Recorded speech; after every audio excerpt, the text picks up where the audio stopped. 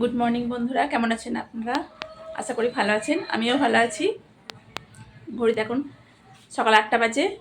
তো একবার গেছিলাম এই নতুন বাড়িতে, যেখানে কাজ হচ্ছে, সেখানে কাঠমিস্ত্রি ফোন করেছিল।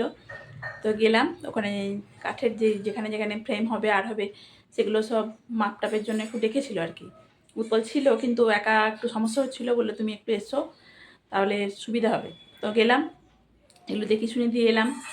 তো গেল ওরা, কাঠমিস্ত্রি দেখে চলে গেল। তো আর এদিকে মেয়ে যে ডাক্তার দেখিয়েছিলাম, তো যা যা রিপোর্ট করতে দিয়েছিল, একটু ভয় খেয়েছিলাম প্রথম দিকটাতে, যে স্ক্যান করতে দিয়েছে মানে কিছু সিটি স্ক্যান হচ্ছে মানে কি, তোর ব্রেনের কোনো সমস্যা হলো। তো যাই হোক, ওর কিছু রিপোর্টে কিছু খারাপ কিছু নেই, সব রিপোর্ট ঠিকঠাক আছে। আর আমার যেগুলো করেছিলাম, কোলেস্ট্রল, সুগার, থাইরয়েড এগুলো করেছিলাম, তা সেগুলো সব ঠিকঠাক আছে। কোলেস্ট্রলও সামান্য একটু বাড়া আছে। তো ডাক্তারবাবুকে এই রিপোর্টগুলো দেখালাম। ভেবেছিলাম হয়তো উনি দেখবেন না, কিন্তু উনি যথেষ্ট ভদ্রভাবে যত্র সহকারে আমার রিপোর্টগুলো দেখে দিলেন এবং একটা কোলেস্ট্রলের ওষুধ লিখলেন, বললেন এটা কিছুদিন খান, যদি পরে প্রয়োজন হয় খেতেও পারেন, না খেতেও পারেন। তো সেটা 6 মাস পরে আবার চেক করে দেখবো, যদি প্রয়োজন হয় খাবো, না হলে খাবো না। আর যে মেয়েকে নিয়ে চিন্তাটা হচ্ছিল, যে ও তো আসলে শরীরটা দুর্বল, খাওয়া দাওয়া ঠিক মতো করে না। ডাক্তারবাবুর সমস্ত রিপোর্ট দেখে বললেন যে ওর এমনি কোনো সমস্যা নেই, ব্রেনে যে সিটি স্ক্যান করিয়েছে মানে করতে হয়, আমরা তো ডাক্তার, সেন্সলেস হয়ে গেল কী কারণে, সে কারণটা তো বার করতে হবে। তো সেই জন্য করিয়েছিলাম, চিন্তার কোনো কারণ নেই। এই রিপোর্টে কোনো কিছু খারাপ কিছু নেই, সব ঠিকঠাক আছে, নর্মালি বটে। আর যেহেতু খাওয়া দাওয়া করে না ঠিকঠাক বলছেন, সেই জন্য শরীরটা একটু দুর্বল আছে। ওই জন্য হয়তো ওই যে তারপরে রোদে গরমে যেহেতু নিয়ে গেছি, রোদ গরমের জন্যও হতে পারে। তা দু একটা ওষুধ দিয়েছেন উনি, যে বললেন, আর বললেন যে ওষুধগুলো দিচ্ছি। ও তো অ্যালোপ্যাথি ওষুধ সেরকম কিছু খায় না, ছোটো থেকে সেরকম কিছু বড় ধরনের কিছু হয়নি বা দেখাতে হয়নি। ওষুধ অ্যালোপ্যাথি ওষুধেরও খায় না, জ্বর সর্দি কাশি সামান্য হয়েছে, ওষুধগুলো খাওয়াই। তো বললেন যে ওষুধটা দিচ্ছি, একটু পাওয়ার আছে, যদি শরীরটা দুর্বল আছে না, ওই জন্য আমি ডাক্তারকে বললাম বারবার করে। উনি লিখতে চাইছিলেন না, কেন ডাক্তারবাবু শরীরটা দুর্বল খুব, খেতে চায় না, একদমই খেতে চায় না, খাওয়ার প্রতি একদম অনীহা। তো আপনি কিছু ওষুধ দিন, মানে সামনে মাধ্যমিক পরীক্ষা, খাওয়া দাওয়া ঠিকঠাক না করলে শরীরটা রোগা হয়ে যাচ্ছে। তো ডাক্তারবাবু শুনে হাসছেন আর বলছেন, মাদের খালি স্বভাব হচ্ছে ছেলে মেয়েদেরকে খাওয়ানো। হ্যাঁ, মেয়েকে বলছে তুই যেমন পারবি তেমন খাবি, বেশি খাবি না, মা বললেই বেশি খেতে হবে নাকি। তো যাই হোক, উনি একটা ওষুধ দিলেন, একটা ভিটামিন জাতীয় ওষুধ দিয়েছেন, যে এটা খা। আর বললেন যে আরেকটা ওষুধ দিচ্ছি, যেটা যেটা হচ্ছে একটু সামান্য পাওয়ার আছে। তা ওটা বেশি দিনের নয়, 1.5 মাসের জন্য উনি দিয়েছেন। 1.5 মাস পরে আর খেতে হবে না বলেছেন, যে ওষুধগুলো যেহেতু একটু সামান্য পাওয়ার আছে, ছোটো মানুষ তো, তা যদি একটু মাথা টাথা ঘোরে বা টলমল করে শরীরটা, কোনো ভয়ের কিছু নেই, তা নিশ্চিন্তে খেতে পারে। তা যাকে মেয়ের রিপোর্টগুলো সব ঠিকঠাক আছে বলে একটু মনে শান্তি পেয়েছি, অনেকটাই শান্তি পেলাম। যে ছোট মানুষ, আমাদের যা হয় হয়, ওরা যদি ঠিকঠাক থাকে। তো ডাক্তারবাবু যথেষ্ট মানে ইয়ে করে বললেন, যে আমি বলছি ওর কোনো সমস্যা নেই, আপনি কোনো চিন্তা করেন না। যে বলছেন দুর্বল লাগছে, একটা আমি ওষুধ দিয়েছি, একটা ভিটামিন জাতীয় দিলাম। হ্যাঁ, তো যাকে মেয়েকে নিয়ে যে দুশ্চিন্তাটা হচ্ছিল বা যে চিন্তা করছিলাম, সেই চিন্তা থেকে আজকে মুক্তি, মন প্রাণ একদম শান্তি, আনন্দে।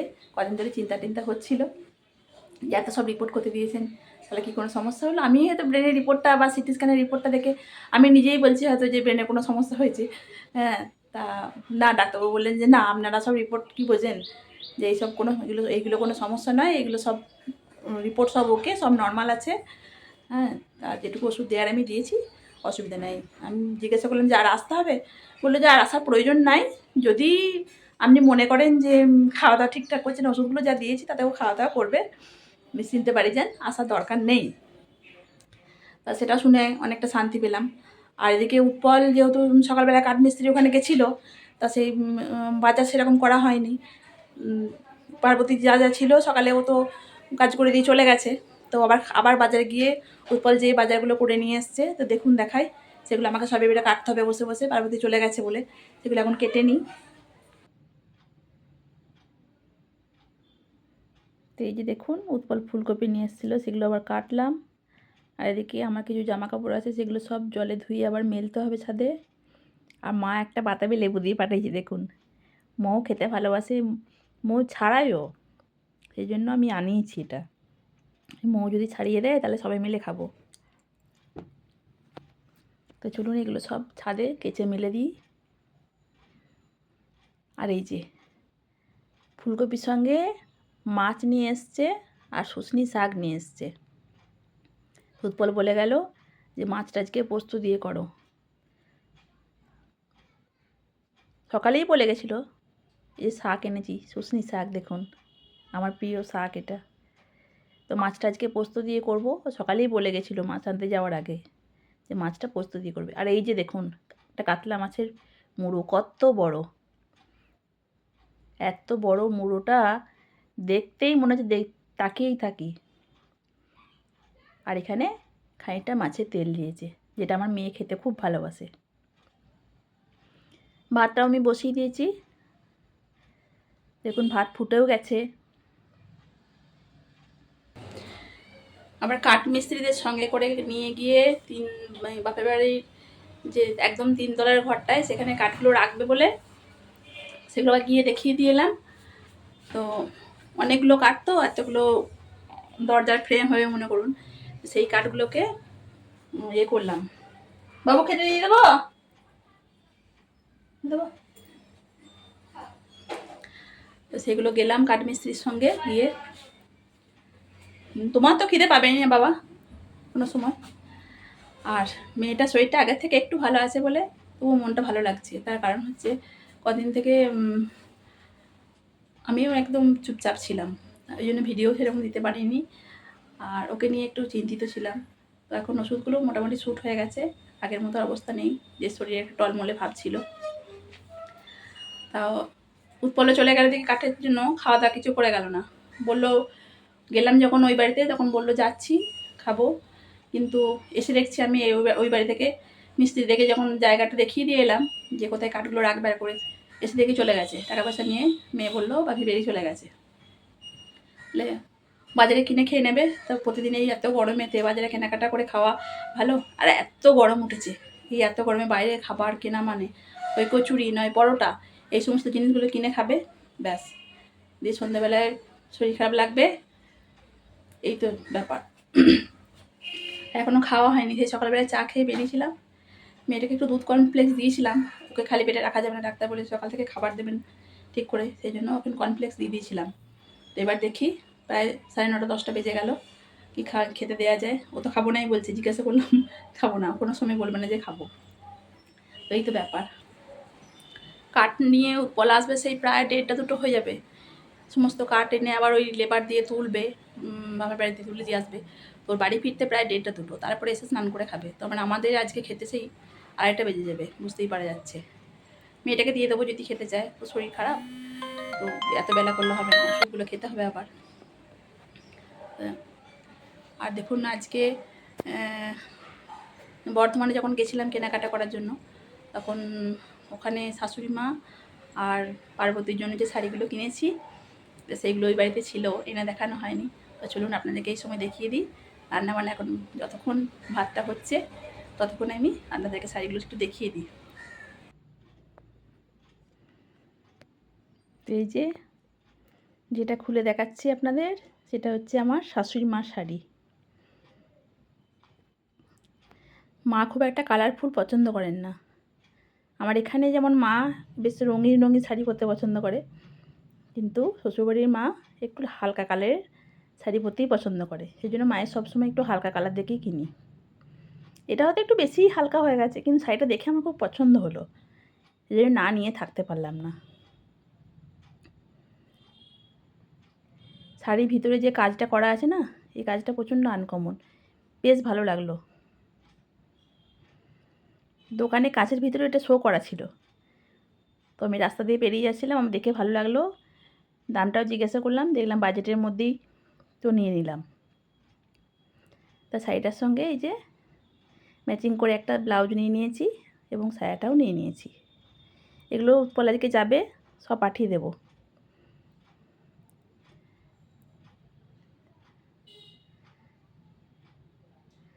আর এটা পার্বতীর শাড়ি, এই যে দেখুন, ভালো লাগছে না দেখতে? লাল হলুদ দেখে নিয়েছি, এটা কম বয়স্ক মেয়ে তো, ওরা লাল হলুদটা বেশি পছন্দ করে। আর এটা সত্যি সবাইকে মানায় এই কালারটা পরলে। আমি পার্বতীকে দেখিয়েছি শাড়িটা, যে দেখ পছন্দ হয় কি না, না হলে আবার চেঞ্জ করতে হবে। তো পার্বতীর ভীষণ পছন্দ হয়েছে, ওই দিদি খুব সুন্দর হয়েছে। সারা বছর পর পুজোতে যখন শাড়িটা দেবো, তার যদি পছন্দ না হয় সেটাও তো ভালো লাগবে না। এই জন্য আমি দেখিয়ে নিয়েছি, ও বলেছে আমার পছন্দ হয়েছে, তাই রেখে দিয়েছি।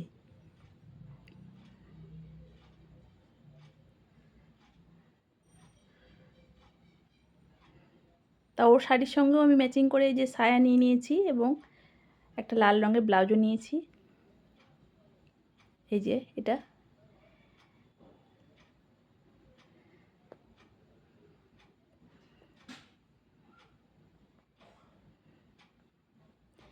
তো চলে এসেছি রান্নাঘরে। ভাত তো আগে বসিয়েছিলাম দেখিয়েছি, তো সেটা হয়ে গেছে। এখন শাকটা বসিয়েছি। প্রথমে শাকটা আমি রান্না করে নেব।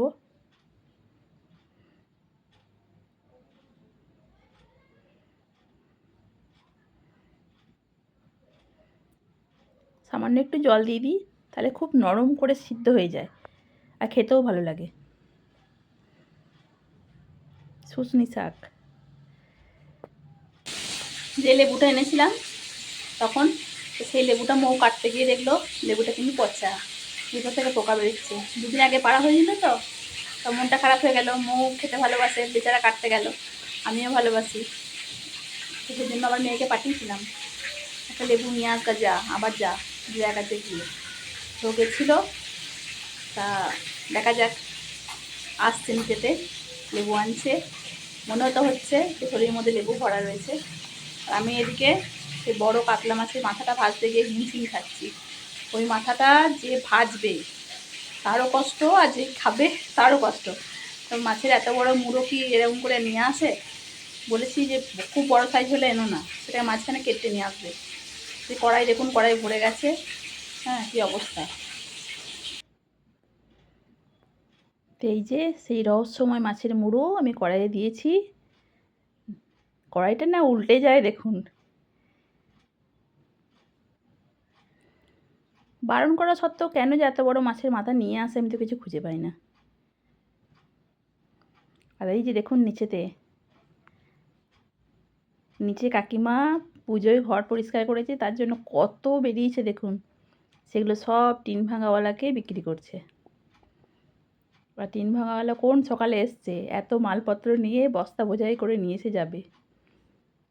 তো বস্তা একটার পর একটা বস্তা প্যাক করেই যাচ্ছে। আর দেখেছেন আমার অপরাজিতা গাছটায় কত ফুল ফুটেছে। কি বলবো বন্ধুরা, এই 3-4 দিন ধরে দেখছি এত ফুল দিয়েছে অপরাজিতা গাছটাতে। ওই দেখুন প্রত্যেকটা ডালে ডালে ফুল। আর কুঁড়ি দেখেছেন, কুঁড়িতে গাছটা ভরে গেছে। এত কুঁড়ি, গ্রিলটা আছে বলে না ভালো করে ফুলগুলো দেখাতে পারছি না। প্রচুর ফুল।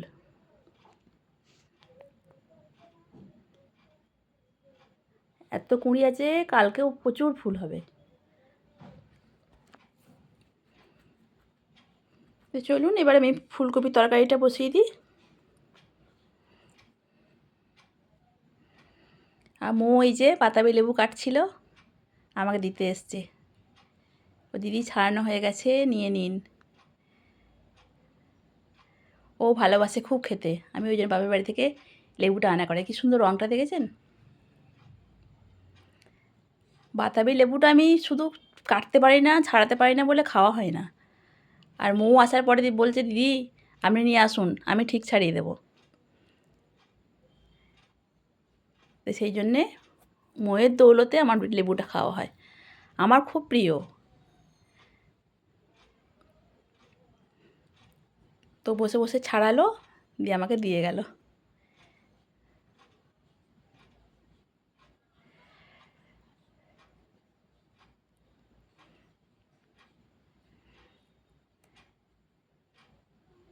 তো তরকারির আলুগুলো আমি মশলার সঙ্গে কষিয়ে জল দিয়ে দিলাম।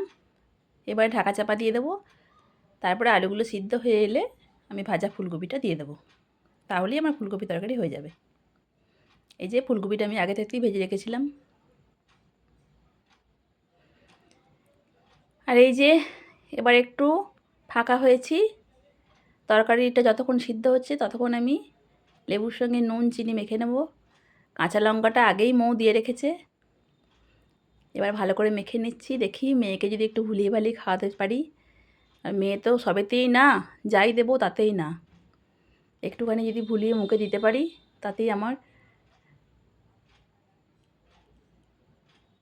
এই যে মেয়ে খেলো না, সামান্য একটু মুখে নিল, যে বহুবার খোসামত করাতে বাকিগুলো আমি এবার নিয়ে বসেছি।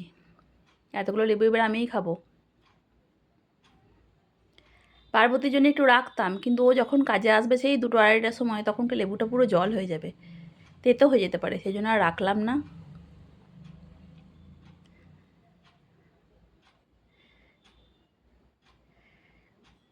নুন চিনি দিয়ে মেখে বাতাবি লেবু খেতে বেশ লাগে, মাখাটাও সুন্দর হয়েছে। তো ঘড়িতে প্রায় এখন 12টা বাজে, আমার রান্নাবান্নাও কমপ্লিট। তো আজকে মেয়ের স্নান হয়ে গেছে, যদি খেতে চাই দিয়ে দেবো। এখন আমার পুজো হয়নি, আজকে অনেক বেলা হয়ে গেল পুজো করতে, শুধু রান্নার জন্য। নতুন বাড়িতে গিয়ে দেরিটা হলো। তো দেখুন আজকে কী রান্না করেছি। শুশনি শাক ভাজা, এই যে মাছের পোস্ত, অল্প একটু সরষে দিয়েছিলাম, আর ফুলকপি আলুর তরকারি, আর এই যে মাছের তেলটা ভেজেছি। আর অনেকগুলো মাছ ছিল তো, সে কয়েকটা ভাজা করে রেখেছি। আর এখানেও কিছুটা রেখেছি যেটা রাত্রে খাবো বলে। আর ভাত। পুজো চলে এসছে, তাই একটু ফেস প্যাক লাগিয়েছি। মেয়ে লাগিয়েছিল, একটু বেড়ে গেছে, বলে মা লাগাবে, দে লাগিয়ে দিই। পুজো আসছে, যদি মুখটা একটু চকচক করাতে করবে, যা মুখের অবস্থা হয়ে আছে।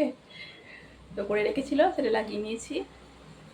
এটা বসতে হবে এখন 15-20 মিনিট বসতে হবে, তারপর শুকিয়ে গেলে এটা ধুয়ে দেবো। দেখা যাক কতটুকু উন্নতি হয়। আর তো 1 সপ্তাহ বাকি আছে, এই কটা দিন করতে হবে এখন। মেয়ে যদি করে একটু করে রাখে, আমি ওটা লাগিয়ে দেবো। দুপুরবেলায় খাওয়া দাওয়া করে উপল এলো, তারপরে ও এসেছিলে সকাল সকালই চলে এসছে, এই বেশি করেনি। 1:30টার মধ্যে চলে এসছে, স্নান করে আমাদের 2টোর মধ্যে খাওয়া হয়ে গেছিলো। তারপরে 2:30-3টার সময় মা বলল যে একটু বাজারে চল। আমাদের বাপের বাড়িতে যে কাজ করে তার জন্য শাড়ি যেগুলো যা যা দেয় পুজোর সময়, সেগুলো একটু কেনাকাটা বাকি ছিল। মায়ের সঙ্গে এগুলো কিনে নিলাম, কারণ আমরা কিছু মাল বর্ধমান থেকে কিনেছি। সেখান থেকে নিয়ে এলে যদি কালার চয়েস না হয় বা সাইডে যদি পছন্দ না হয়, তখন আবার ফিরে দেওয়ার ব্যাপার থাকে। সেই জন্য আমরা লোকালি এখানে ওই জিনিসগুলো কিনে নিয়ে এলাম। আর আমিও তার সঙ্গে পার্বতীর কিছু জিনিস দেওয়ার বাকি ছিল, সেগুলো কিনলাম। তা সেগুলো দেখুন কি কিনেছি। তো এই যে দেখুন, এই সাবানটা আমি নিয়েছি ওর জন্য, চকলেট সাবান। এটা আলতা, এটা সিঁদুর, আর এই যে এই তেলটা, একটা নেল পালিশ নিয়েছি। আর এখানে পার্বতী যে সাইজটা টিপ পরে সেই টিপটা নিয়েছি। এগুলো সব পুজোতে আমার কাছ থেকে পায়। নিজেরাও যখন নিই তো ওকে দেবে না কেন। আর 2টো নেল পালিশ নিয়েছি, মা কিনে দিল এটা মেয়েটার জন্য। আর আমি একটা সানস্ক্রিন কিনলাম। তো এই জিনিসগুলো পার্বতীকে পুজোর শাড়ির সঙ্গে, শাড়ি সায়া ব্লাউজ যা দিই তার সঙ্গে এই শাড়ির জিনিসগুলো দিই, প্রত্যেকবারই দিই। খুব তো বেশি বয়স নয়, তো ও আবদার করে দিদি শাড়ির জিনিস দেবে, দেওয়া হয়, প্রত্যেক বছরই দেওয়া হয়। সেই জন্য মায়ের সঙ্গে গিয়ে এগুলো কেনাকাটা করে নিলাম। এগুলো বাকি ছিল কেনার আর কি। শাড়ি সায়া ব্লাউজগুলো তো বর্ধমান থেকে নিয়ে নিয়েছিলাম আগেই, আর এগুলো কিনলাম। এগুলো সব দিয়ে দেবো। আগেই দিয়ে দিতাম, মেয়েটা শরীর খারাপ ছিল বলে মনটা ভালো ছিল না, বাজারে যেতে পারিনি। আর বাজারে গিয়ে কেনাকাটা করতে ভালো লাগছিল না। তো আজকে সেগুলো দুপুরবেলা মিটিয়ে ফেললাম। মোটামুটি শেষ কেনাকাটা, একদম 95% শেষ। আর সামান্য 2-একটা শাড়ির ফলস পিকো দেয়া আছে করতে, আমার না, বোনের, মায়ের, আমার একটা দেয়া আছে। আর আর কিছু বলবো না। ভিডিওটা এখানেই শেষ করছি। ভালো লাগলে লাইক করবেন, কমেন্ট করবেন, শেয়ার করবেন, আর চ্যানেলটা সাবস্ক্রাইব করবেন। ভালো থাকবেন সবাই, টাটা।